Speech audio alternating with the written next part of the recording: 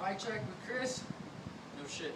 Anyways, I got a FBC integrated aftermarket frame. I'm rocking that Pivotal Primo seat. I've got vice rims, laced to vice hoops.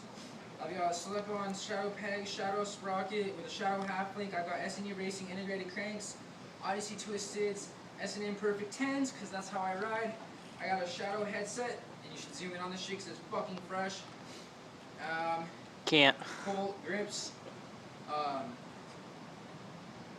Stolen Vortex bar ends. And I got shadow nuts.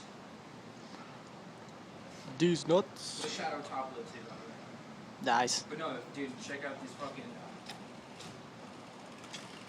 this headset. Oh.